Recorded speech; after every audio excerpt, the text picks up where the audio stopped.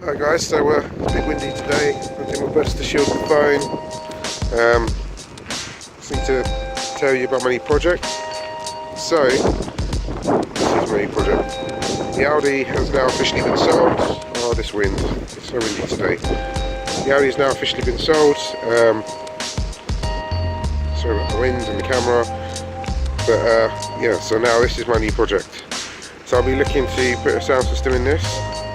I've done a load of mods to this already. Sorry I haven't even documenting it, but I'll make sure I do the same with the audio. I'll document that. Yeah, so let's talk about the sound system first, because it's the main focus of this car.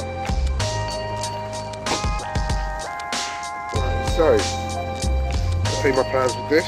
So rather than me having 4 speakers on the shelf, as I did with the Audi, I'm going for 2. This will be raised up a little bit.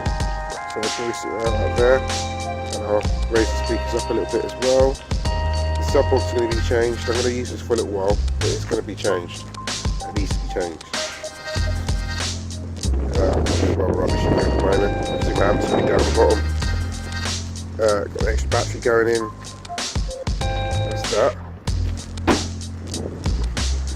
The next thing I'm going to be doing is door cards. So I've got one speaker here which is being changed out, and then we'll cut this section out here and have an extra speaker here.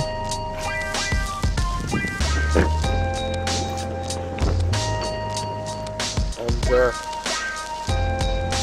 you'll see one speaker here as well, get changed out, and we'll have 2 here. So it's going to be pretty loud.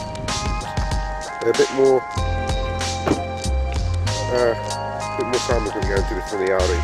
The Audi was more of my sort of like halfway project, you know, making a start rather than just carving up a car and not even knowing what you're doing. You might as well take your time and learn on an old car, so that's what I've done. Alright, so that's the sound system. I'm going to have an extra battery, big alternator and things like that. So that's for the sound system, that's that. So we'll get round to doing that. Oh yeah, I'm going to have tweeters in the front doors as well, but that's neither here nor there. They're already in the doors. What else is there? So, let's talk about mods.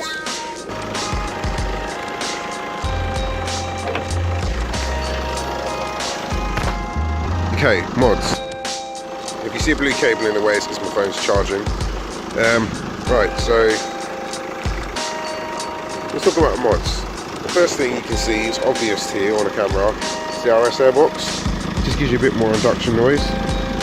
Don't really do anything for performance. What else have I changed? Oh yeah, so for the sound system, it's going to be a new alternator. It hasn't come yet, so I haven't done anything with that. It's already staged 1 also, so it's been remapped. I've got a mounting, lower engine mount down the back for the gearbox mount, or lower engine mount, whatever you want to call it. You're not going to be able to see it, there's too much in the way, way too much in the way. What else have I changed performance wise? Oh yeah,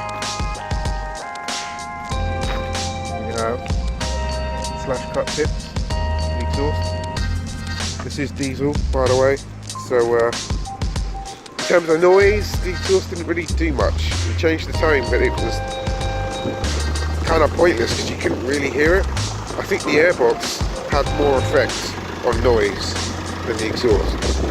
So anyone who's looking to tune up a Focus diesel, you're better off just with an airbox, unless you're going to start cutting your DPF out. That's the only way you're going to get the audio out of the car. So,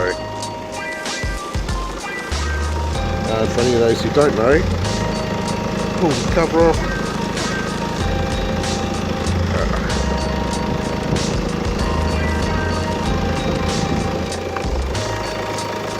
For any of you who don't know, this is Peugeot. I can't really see. There you go, Peugeot. Just so you know.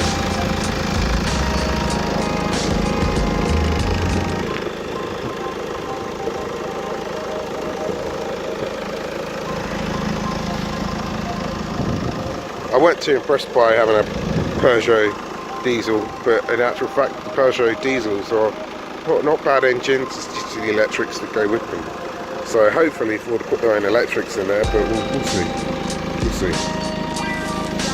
Well, yeah, that is pretty much it. I haven't really changed much else.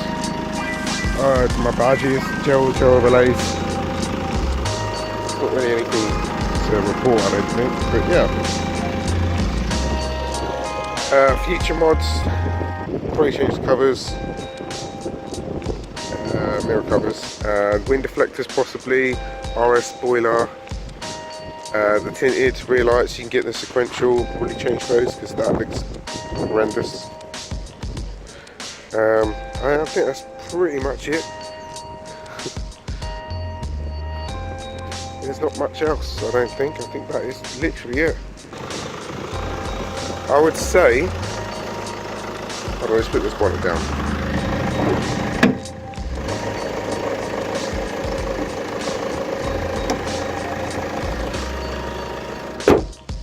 I would say, I would consider doing a bonnet wrap, and a roof wrap, but it's not cheap. It's like 500 quid.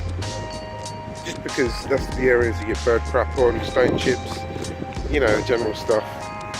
Front bumper is another area, but I really don't care about that. I should, but I don't.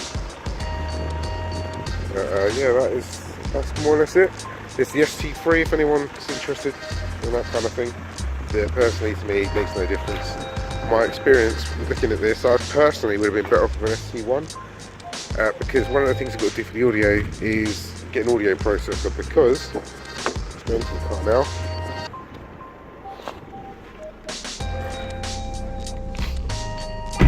Yeah, because of this Sync 3 unit, it is ghastly. I'm telling you now. Anyone who wants a Focus ST or any of those lines with the Sync unit, Sync 2, Sync 3, any of that, just reconsider it if you want a sound system in here. There's something that I wasn't told, but I was looking for one. If you're interested in the market for a Focus or any of that, just these units, the idea is it's supposed to communicate with your car. Yeah, so putting a sound system in here is a problem. I mean, if you wanted to change the screen out the head unit, you'd think, yeah, it's about the same size, you can probably squeeze one in. Well, it may be the same size, but you're forgetting about the fascia of your head unit that you'd want, like your buttons and the overlay section over the screen is not going to fit in here properly. So that's one problem. And these don't exist for the Sync version units. They exist for the ones with the double screen, which is the My Ford Sync, whatever it's called, which isn't technically a Sync unit. Those you can swap out a head unit for, they do fascias for, put a sound system in, no problems. But with this one, it's just useless. You can't put it out, there's nothing there for you. All the connections, before you think you could just put an old system in here, are different to the Sync head unit. So there is no connector that exists from the Sync 2 form factor down to the older versions, or basically if you buy a fascia kit with an adapter, that adapter's not going to work on here. So don't expect your head unit to work because it's not going to. Don't know why Ford did it, but they did it. And yes, you can upgrade the Sync 2 to the Sync 3, but again, you're in the same boat, and Ford don't condone it. They'll just tell you to go out and buy your own car again, basically. Go buy a newer car if you're interested in better sound, which is debatable. But I'm not going to go into that. I'm just saying right now that's what I've had to do, is use an audio processor. So I'm going with the Audison Bit 1, which is going to connect directly to this unit. I'm going to probably maybe have it under my seat or under the dash, I'm not sure, I don't know where I'm going to go with it yet. But I can't fit that myself, which is really annoying because I like to do the whole sound system myself.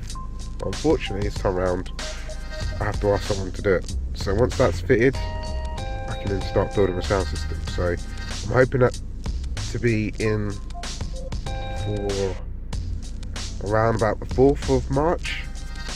I might do a video on me taking it down there, might be a good idea. And then I can at least get my music. But I'll tell you something else that's going to bug me. I haven't really got my proper USB in here, but let's go to browse and files. This is never normally in alphabetical order, but apparently according to today it's in alphabetical order, so I can't even rant about that. It's bizarre. It never normally is. Normally it's in some weird order, but it'll sort itself out. Well, that's that.